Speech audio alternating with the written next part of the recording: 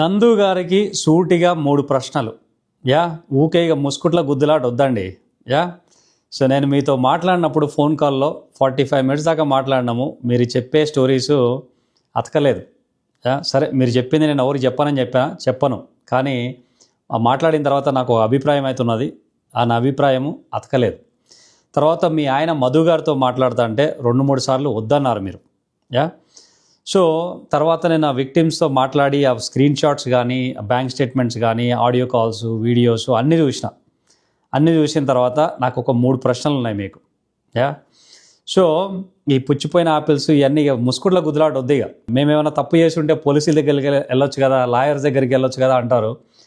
నాకు మీకు మన ఇద్దరికీ తెలుసు ఈ కంట్రీలో పోలీసులు ఈ డబ్బుల మ్యాటర్లో ఇన్వాల్వ్ కారని.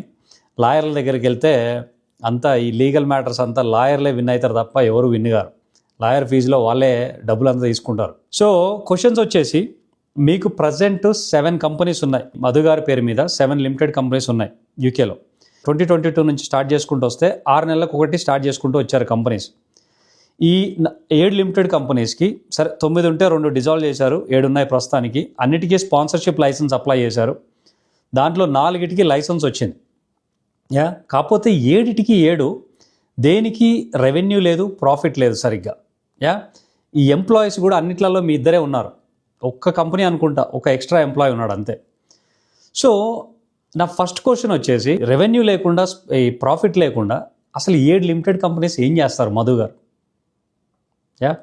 సెకండ్ క్వశ్చన్ వచ్చేసి ఈ 4 companies which has the licence, sponsorship licence ఉన్నాయి కదా, ఈ 4 కంపెనీస్ తరఫున ఎంతమందికి సిఓఎస్లు ఇష్యూ చేశారు? లాస్ట్ క్వశ్చన్ వచ్చేసి ఈ 4ంటికి 4 లైసెన్స్, స్పాన్సర్షిప్ లైసెన్స్ ఒకటేసారి క్యాన్సిల్ అయింది, రివోక్ అయింది. అది ఎందుకు అయింది? ఓకే, ఈ 3 క్వశ్చన్లకు సమాధానం చెప్పండి. We can take it from there. మీరు చేశారని నేను చెప్పట్లేదు, బట్ చాలామంది మిమ్మల్ని బ్లేమ్ చేస్తున్నారు కాబట్టి it's time to clarify everything. Sister, మీరు చాలా కష్టపడి వచ్చారు. నేను మీ ఒక వీడియో చూశాను, ఒక పూట తిని ఒక పూట తినకుండా ఇంత దూరం వచ్చారని చెప్పేసి. I absolutely agree with you. మీరు చాలా కష్టపడి ఇంత దూరం వచ్చారు. You don't want this bad reputation on you. Okay, thank you so much. All the best.